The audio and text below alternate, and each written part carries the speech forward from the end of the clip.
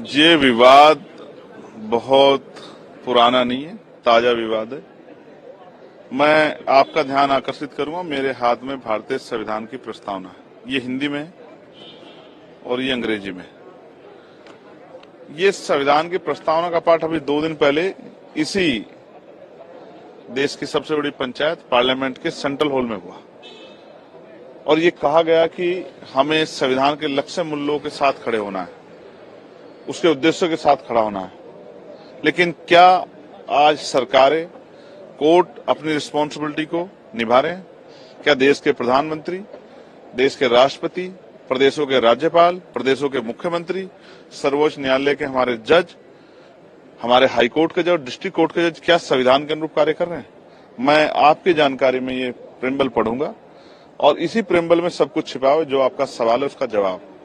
हम भारत के लोग भारत को एक संपूर्ण प्रभुत्व संपन्न समाजवादी पंथ निरपेक्ष लोकतंत्र में गणराज्य बनाने के लिए तथा उसके समस्त नागरिकों को, दोबारा से सुने, उसके समस्त नागरिकों को, ना हिंदू, ना मुसलमान, ना सिख, ना ईसाई, ना बौद्ध, ना जैन, ना पारसी, समस्त नागरिकों को सामाजिक, आर्थिक और राजनीतिक न्याय, विचार, अभिव्यक्ति, विश्वास, धर्म और उपासना की स्वतंत्रता। किसके लिए? सिर्फ हिंदू के लिए नहीं, मुसलमान के लिए, सिख के लिए भी, जैन के लिए भी, अधर्मियों के लिए भी, बौद्ध के लिए भी, पारसियों के लिए भी, तथा उन सब में व्यक्ति की प्रतिष्ठा और अवसर की समता प्राप्त कराने के लिए, तथा उन सब में व्यक्ति की गरिमा और राष्ट्र की एकता और अखंडता। और राष्ट्र की एकता और अखंडता कैसे होगी?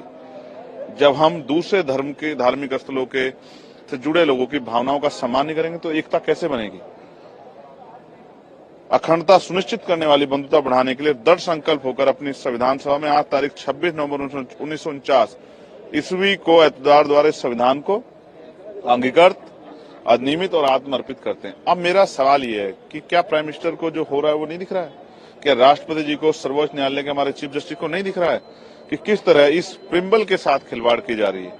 मैं जानना चाहता हूं, अगर आज कोई बुद्धिस्ट खड़ा हो जाए और वो कहे कि हिंदू धार्मिक स्थलों के नीचे बौद्ध मठ है, तो क्या सरकार परमिशन करेगी? क्या कोर्ट परमिशन करेगी?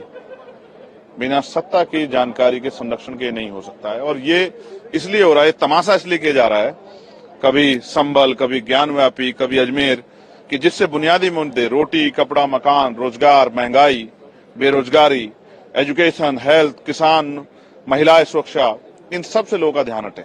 और जब इन पे ध्यान लोगों का हट जाएगा तो फिर सत्ता में बैठे लोग आराम से सत्ता चला पाएंगे, जब सवाल नहीं बचेगा। धर्म एक सेंसिटिव इश्यू है और जिसका जिस तरह से उसका मजाक यहाँ बनाया जा रहा है, इसका जवाब सरकारों को देना चाहिए कि इसका अंतिम जो है लक्ष्य सरकारों का क्या है। मैं ऐसे समय में ये संविधान के प्रिम्बल सभी को याद दिलाना चाहता हूं जो सर्वोच्च पद